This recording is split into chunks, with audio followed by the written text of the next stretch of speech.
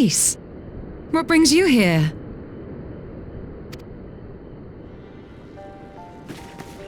Oh, Alliance business. We have a request for Doma. Well, Hien. But that can wait. They told me you were out searching for Alphino. Did you manage to pick up his trail?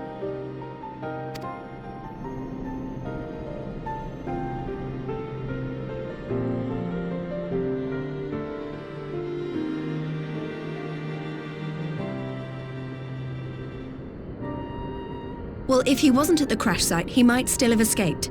We have to keep searching. And we will. Alphino embarked on this journey as an emissary of Doma, and I hold myself responsible for his safe return. I will have our shinobi in the provinces search for him as a matter of urgency. Chin up, Alize. You'll get to admonish your brother for his recklessness yet.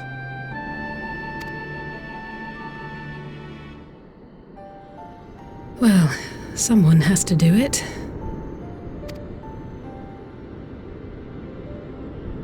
I'm sure he's going to be fine. There is one thing I'm not sure about, though. You said it was the Emperor's personal guard that attacked Alphino's airship. But the Popularis would never have been able to arrange the prisoner exchange without Varys' blessing. So why would he sabotage his own mission? They may not have been acting on Varys' orders. The guard answer not only to him, but to his family, the Crown Prince included. When Yotsuyu summoned Tsukuyomi, Asahi was quick to proclaim that a dormant citizen had violated the terms of our agreement, that the negotiations had failed. And it is this version of events that is now being repeated across Garlemald. To hear the tale, one would think the prisoner exchange never took place. Plainly, someone is manipulating matters from the shadows, most likely Xenos, or whoever it is that wears his face. Whichever Ascian you mean. We all know the nature of our adversary. The servants of chaos are true to their name. Their meddling has cost Doma a chance at peace. Whoever it was that loosed his personal guard, the Emperor cannot be ignorant of these developments. We must proceed on the assumption that our treaty is indeed in tatters.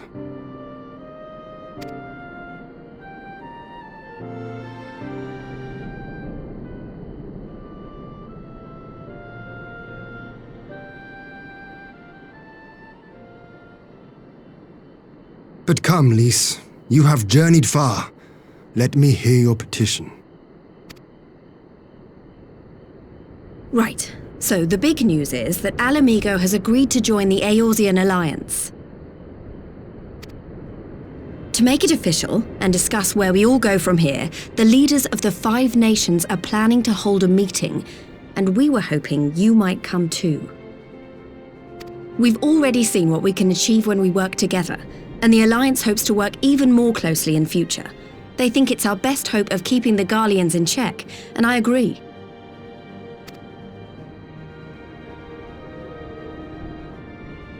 As do I. By coordinating our efforts in the east and west, we may be able to discourage them from committing their forces to a single front. I accept your invitation. I must, however, ask for time to attend to some pressing matters here. In light of recent events, the risk of Imperial reprisals is greater than ever, and I would not leave Doma unguarded. Ere I depart, I must shore up her defenses. Understood. I'll let the Alliance know. We'll wait to hear from you before setting a date. The meeting's to be held at the Royal Palace in Alamigo, incidentally. Do you remember the way? Well enough. Please assure my hosts that I will not keep them waiting any longer than I have to. Consider it done. And thank you for agreeing to come. If we all put our heads together, we're sure to find the best way forward. For everyone.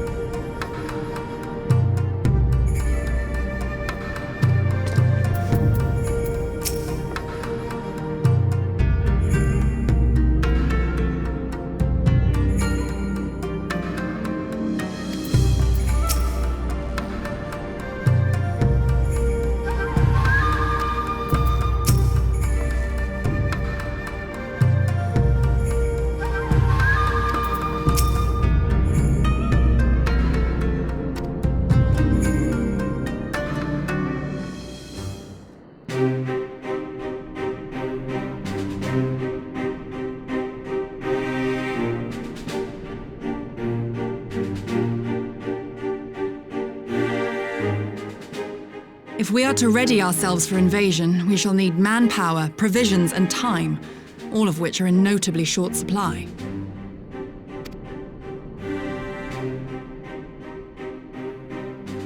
Candid as ever, you giddy, and correct, I concede. Fortunately, I have an idea.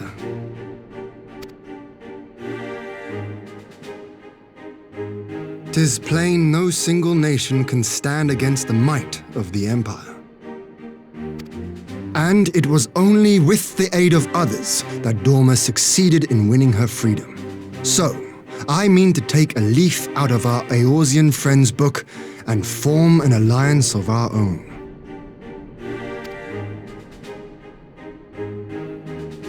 In addition to those with whom we already share an understanding, I would reach out to Hingashi and Suinosato, and further afield to the myriad peoples of Nangsha and Dalmasca. I am under no illusion. Not all will answer the call. Yet disparate though we may be, we are united in our desire for freedom. If our neighbors could be made to see what is at stake, Ascian machinations and all, cooperation need not be so far-fetched a notion. It may even seem practical. Under the guidance of our former leader, Master Louis Soir, we once strove to unite the fractious city-states of Eorzea. I dare say that experience shall be of use in your endeavor. We should be glad of your wisdom. For the record, I would have been in favor of this plan even if it hadn't been my grandfather's, but I have to ask, how will we secure the time to carry it out? Not that anyone has forgotten, but the Garleans have airships. Lots and lots of airships. Should they catch wind of our plan, they could send an armada to overwhelm us before our alliance had even begun to take shape. Not if we deny them access to the skies.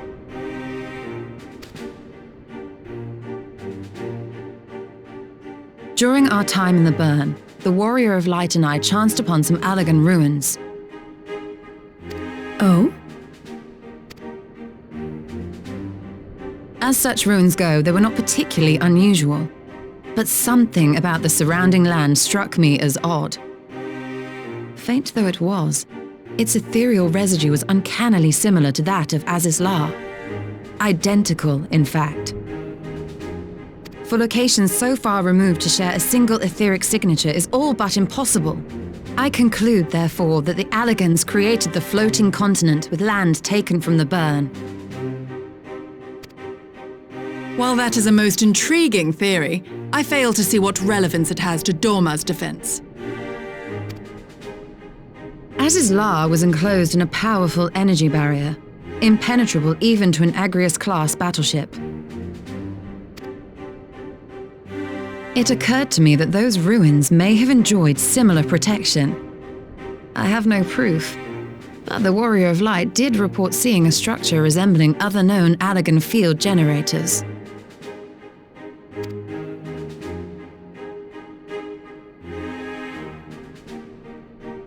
All right. But even if we could put up such an energy barrier, it surely wouldn't extend beyond the limits of the burn. So what's to stop the Garleans flying around it?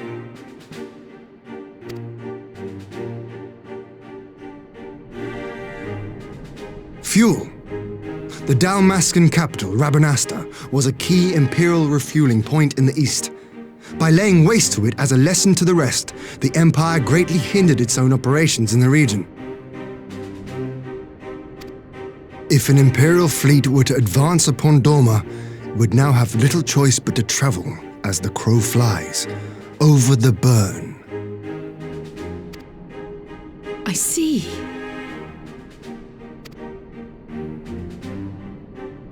A word of caution.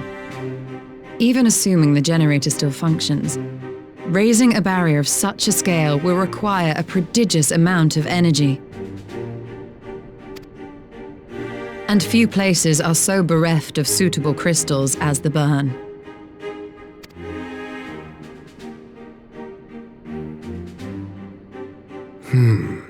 A source of energy.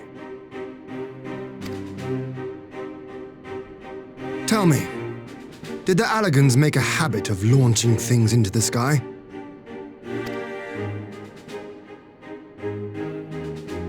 A curious question. Besides Azizlar, I know of only one other notable instance. The Red Moon Dalamud, whose fall triggered the calamity. Just the 2 occasions, you say? Then I believe I may have a solution to our energy problem. You do? I may. To find out for sure, we would need to visit the Azim Steppe. Which would, I now see, present the perfect opportunity to discuss an alliance with the Zayla tribes. How very neat. What say you then? Shall we see whither this road leads?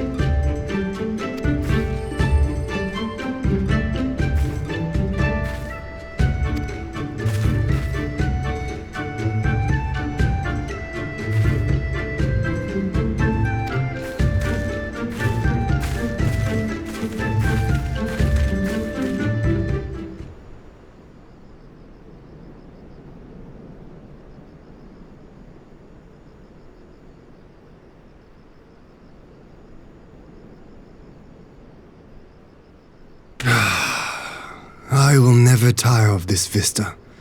The endless fields, the boundless skies. 'Tis a sight to make a man forget his cares. But not his purpose, I trust. Might this be a fitting moment to tell us what we are doing here?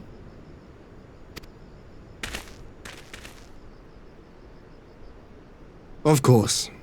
During my time with the mole, I learned some few myths of this land. One goes thus.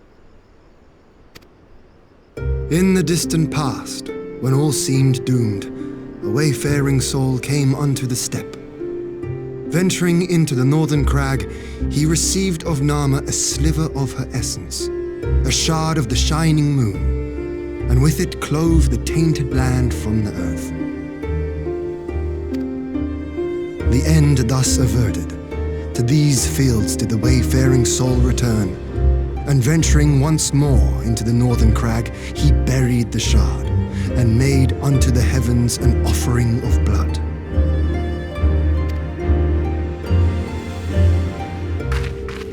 A tainted land cloven from the earth and an offering of blood to the heavens. Azizla and Dalamud.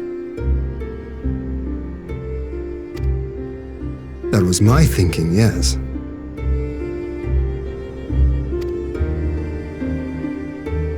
And you believe that yonder mountains hide an artifact possessed of sufficient power to raise Azizla up to the heavens.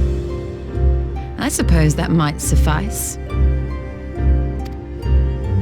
Worth a closer look, would you say? I would.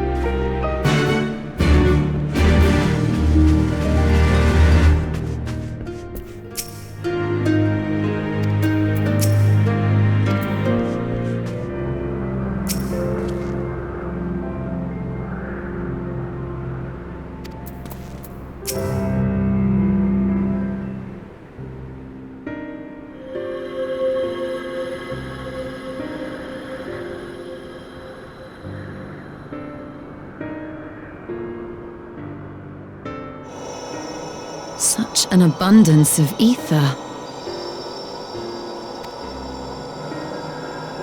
Are we in luck? We are. This is an Allagan artifact, most likely built to regulate the flow of ether. I strongly suspect the ancients used it to stem the flow from here to the burn. That would explain how they were able to untether what became Aziz's La from its surroundings.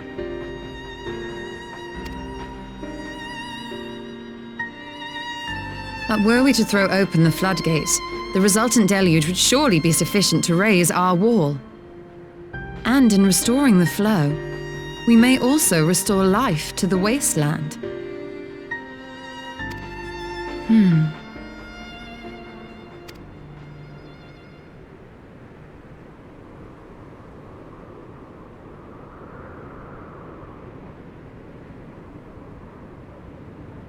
What is it?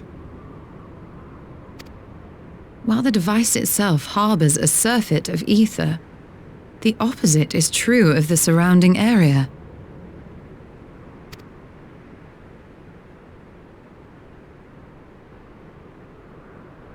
An effect of regulation, perhaps. A similar phenomenon seemed to be occurring in Doma.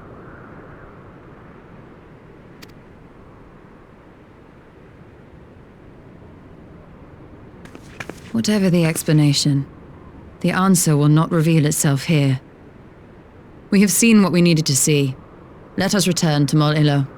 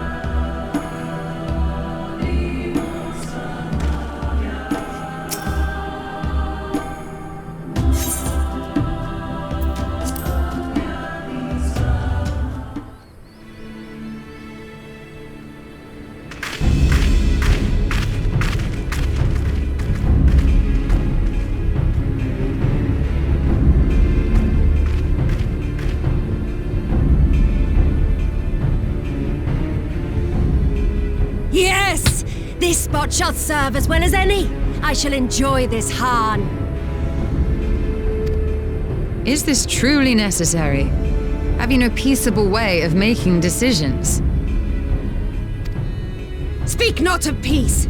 You stand before proud warriors of the Dothal. In the heat of battle do our souls burn brightest. We lay low the strong that we may rise higher. That is our way, the way of might. There is no other. Oh, they do not want for conviction.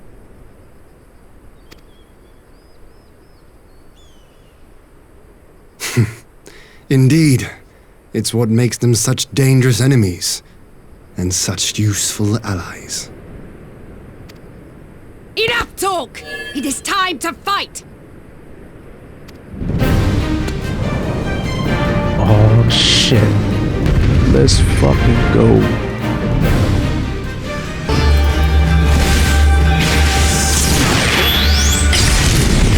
Oh fuck.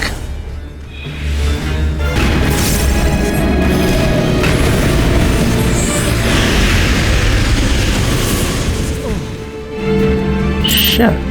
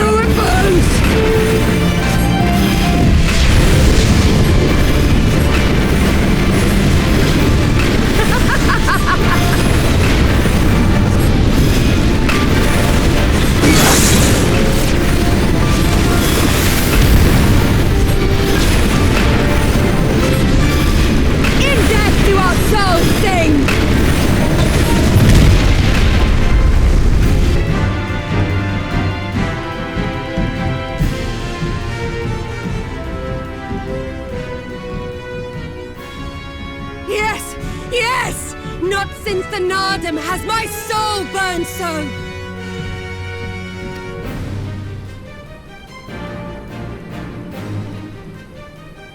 Come! We have only just begun!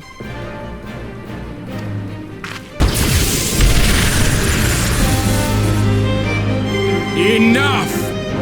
You were not granted leave to set the steppe ablaze.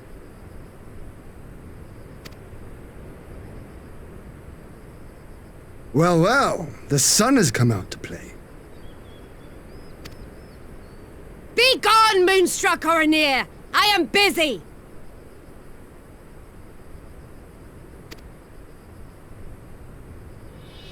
Fool of a Dothal! Have you forgotten the face of your master already? The sun will never set! From his seat on high, he reigns over all, now and forever.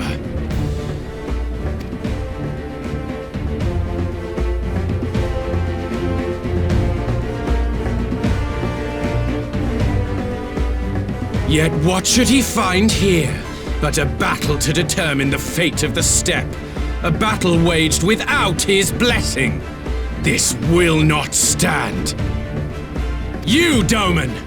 You who come to petition the warriors of this land, forget that all Nama's children are wards of the Oranir. As first among my brothers, your petition is mine alone to judge.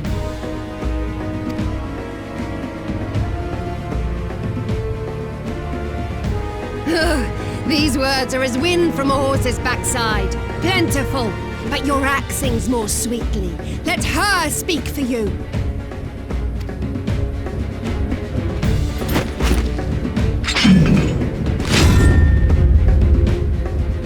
Insolent child, you will learn your place!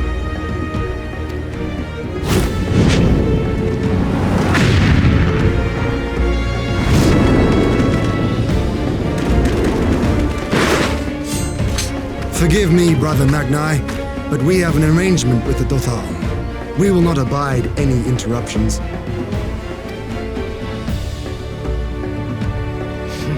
So be it. The sun will pass judgment on all. Didakul, join me.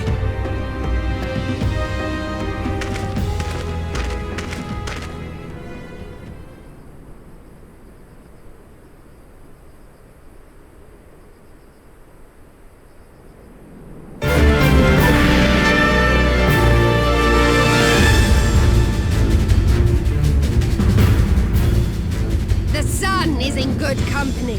We may dance alone.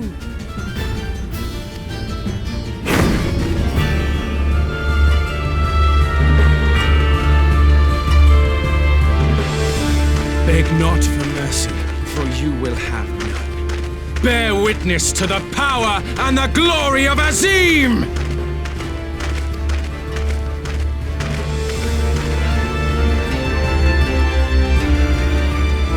Constantly at each other's throats like rabid dogs. Gods, I'm turning into her.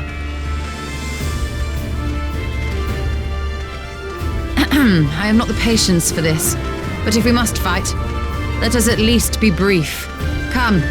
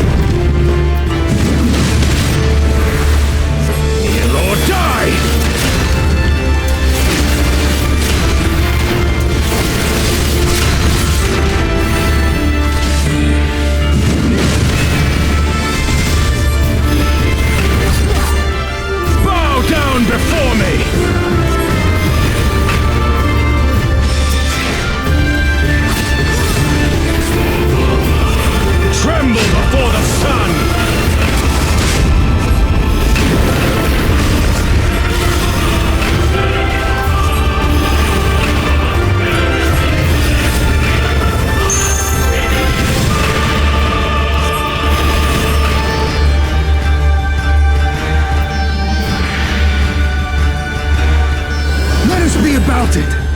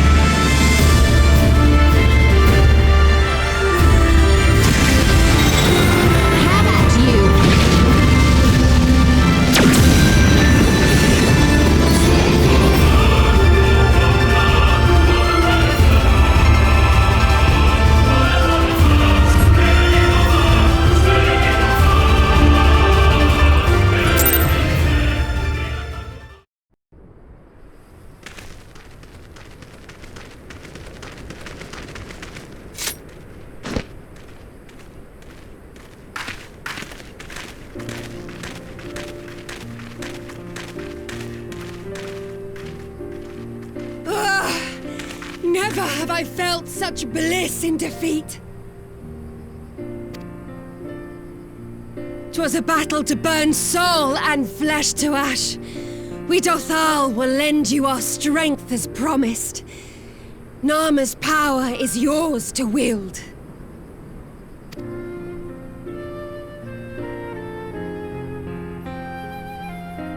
What does the sun say to that?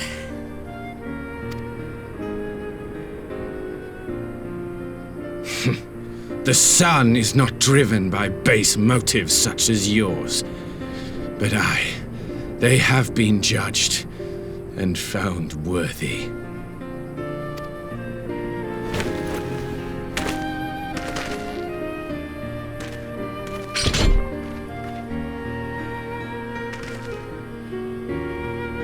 It is the way of the Oranir to accord recognition and respect to the strong.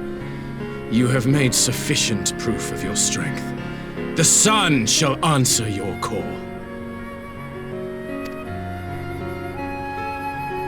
You have our thanks. We are glad to call you allies.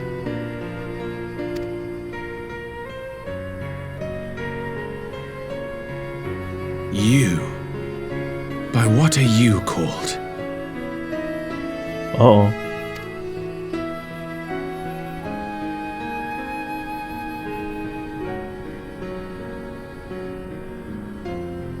You stole her. Why?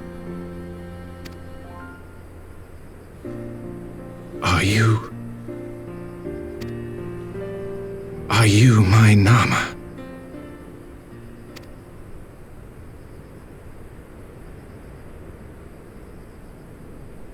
I beg your pardon?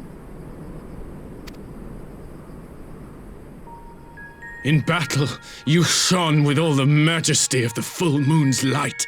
Your healing touch, the embodiment of the Dusk Mother's love.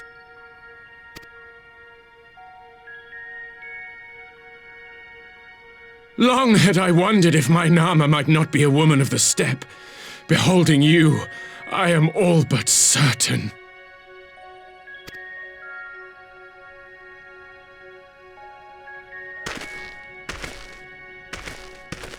Now, look into my eyes. Could it be? Could you be?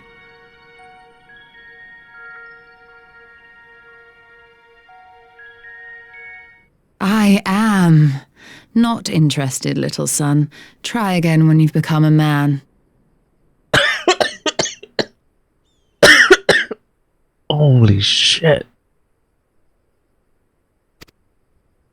Burn. Little?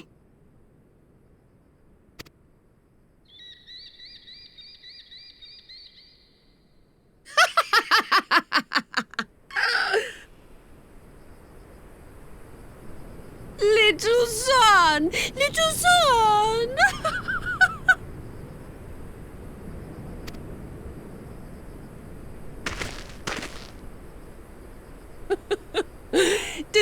pain you, little son. Crave you salve to soothe the ache, fire to sear the wound in your heart.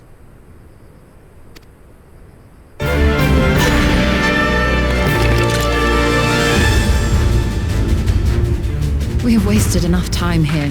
Siren awaits for word of our success.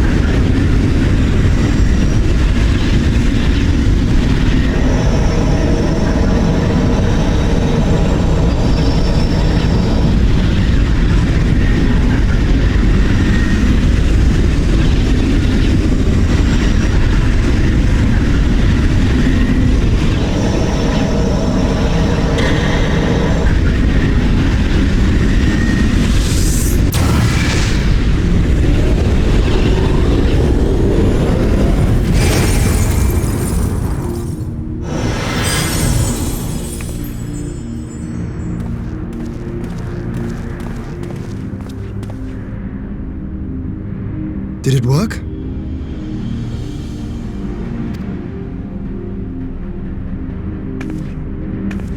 It did. Ether may flow freely to the burn once more.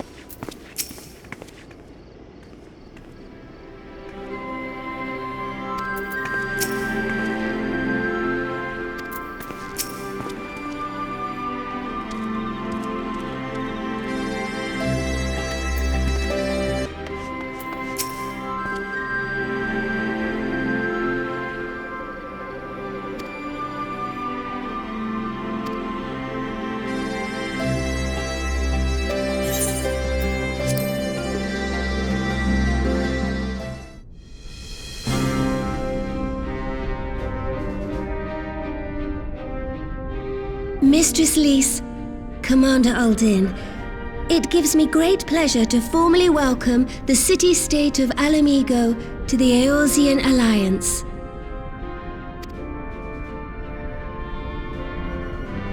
The pleasure is ours, Your Grace. I know I speak for all Alamegans when I say that we are glad of this chance to stand with our comrades of the Alliance.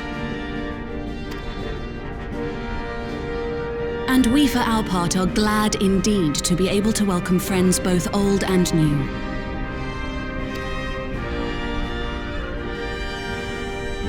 Lord Hien of Doma, at your service. Pray, accept my heartfelt thanks for your generous invitation. Nay, 'tis we who must thank you for journeying so far.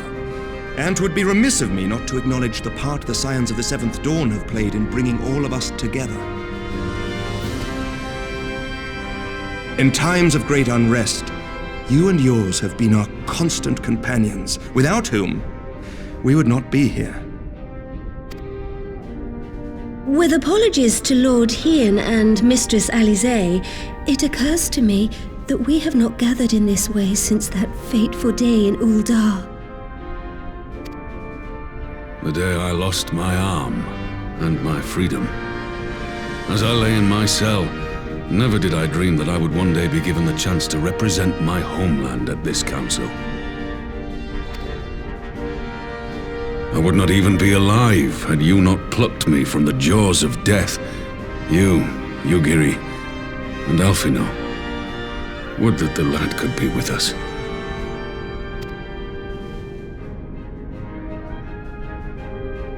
I too owe my presence here to Alphino, in so many ways.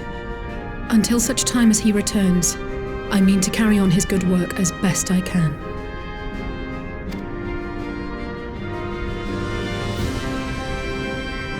Come, friends, let us leave the past in the past and turn our eyes to the future.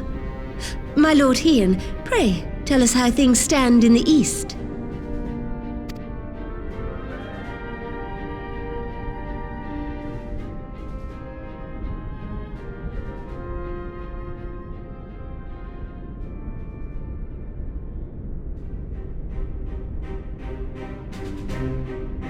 Having heard the rumors of dissent in Garlemald, I dared to dream of a peaceable solution.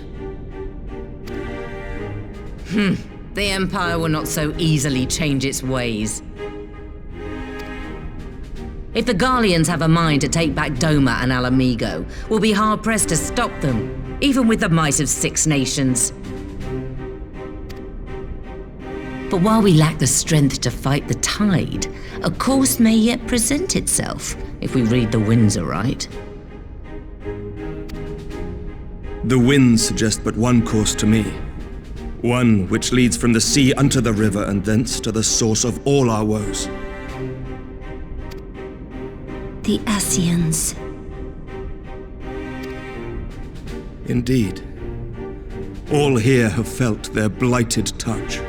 It was the bringers of chaos who nurtured the Archbishop's tyrannical ambitions. They who bestowed upon him the secrets of summoning, as they have so many others before and since. And while they remain, we shall know no peace. Our objective is clear. The question is how to achieve it. That our enemy parades about in Xenos' skin poses problems in itself, but ere we get to them, how are we to infiltrate the Empire and get close enough to strike?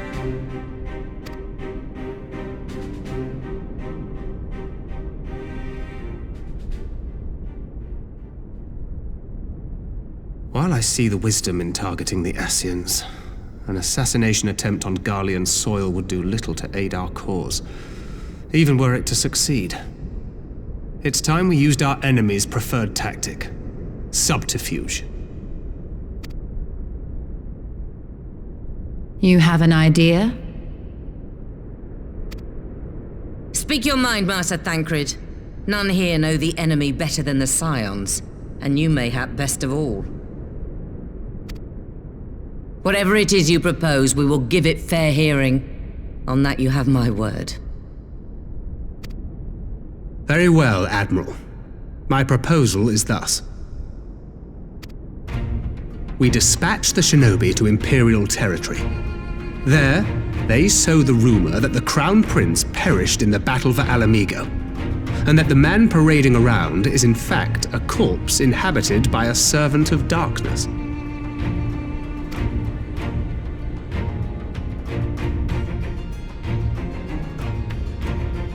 Well, it does have the ring of truth about it.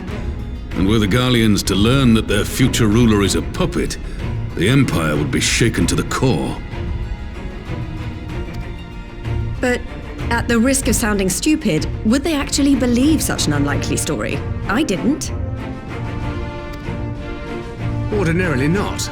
But prior to his miraculous recovery, rumors of Xenos' death had already begun to circulate around the Empire. Ultimately, however, what the masses believe is not our chief concern. Our true objective is to create an opening for rival factions within Garlemald to exploit. Just as a war of succession erupted in the wake of Emperor Solus's death. A war which raged until but recently, plunging the Imperial House into disarray as nephew and uncle grappled for the throne. It is no coincidence that one of Varus's first acts as Emperor was to name Xenos heir apparent, family feuds being so tiresome when armies are involved. Not all welcomed his choice of successor, however. There is no shortage of individuals who aspire to the throne, who would jump at any chance to seize power. The news that Xenos is not only dead, but a puppet to diabolical forces would be too enticing to ignore. The Empire would not be quick to recover from a second war of succession. I am no stranger to infiltrating Imperial territory. With a team of operatives gathered from among the Alliance's finest, the plan should have a reasonable chance of success. Doma already has shinobi in place throughout the provinces. We stand ready to act, and act we must. What say you all?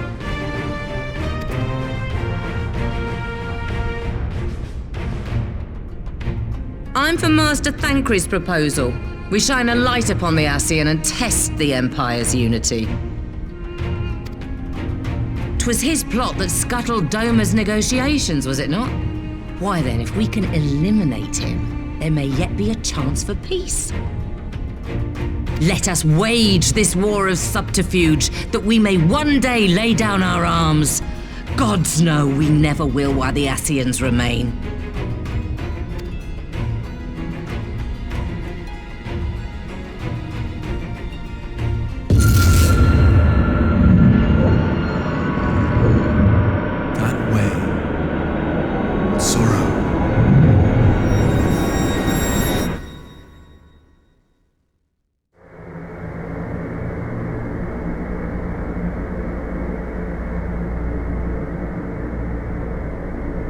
History must be changed.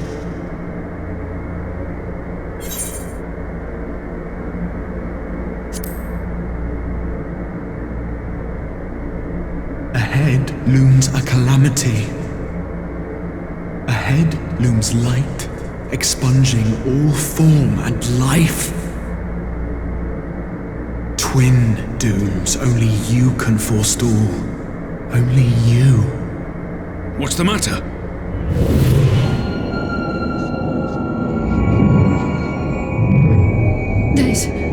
There's a voice!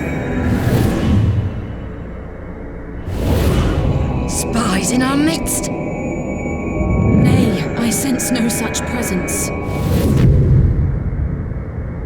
Let expanse contract, eon become instant. Throw wide the gates that we may pass.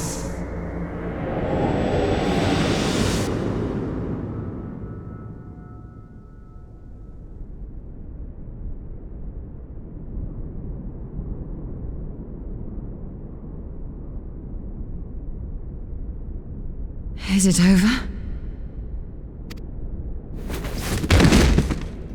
Master Thancred!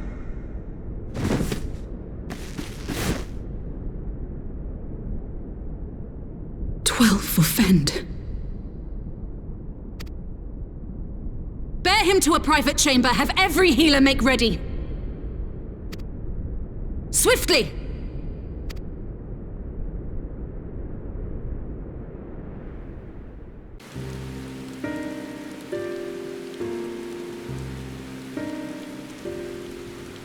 Master Thancred remains in slumber. Though his vital signs appear stable, he's unresponsive. What could have done this? And why just him and not the others? I'm afraid we could not identify the cause, my lady. Our examinations revealed no wounds, nor the presence of any poisonous substances. Gods, that only makes it worse. You're to let us know the moment there's any change, all right?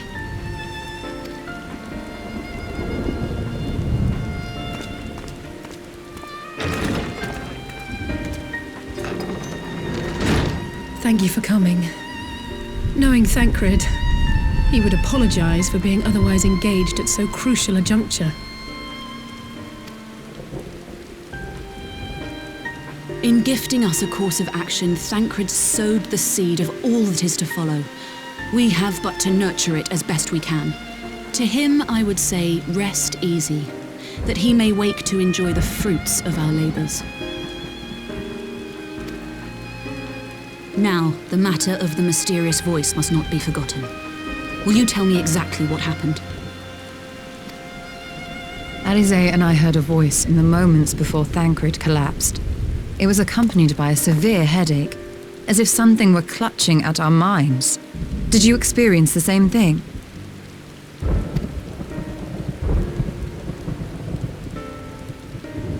So, in between the voice and the pain, you felt as if you were somewhere else entirely.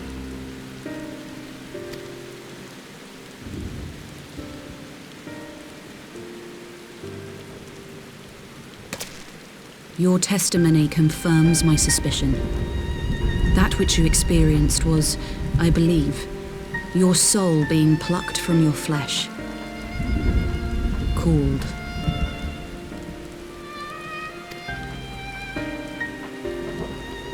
Cold.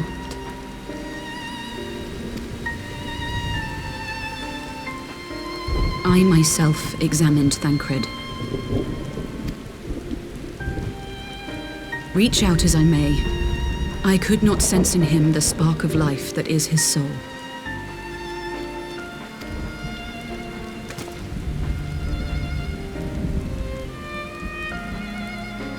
That Thancred alone was stricken so is likely due to his heightened sensitivity to the effects of ether, a consequence of his prior possession by the Ascian La Hebrea. The owner of the voice, whoever it may be, reached out to you, called your souls, and in so doing, caused you and yours such pain. But if that's true, where exactly are we being called to? I know not. Yet one thing is plain. Whoever waits for you on the other side is possessed of a power unlike any I have ever known.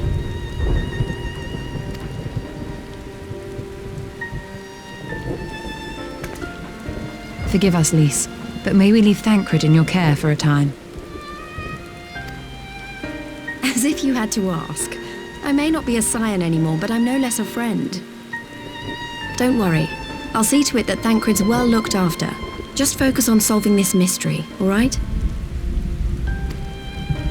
Thank you, Lys. As the Elder Seedseer says, 'tis no ordinary individual we are dealing with, nor can we discount the possibility of Ascian involvement. Whoever or whatever is behind this, the sooner we find out, the better.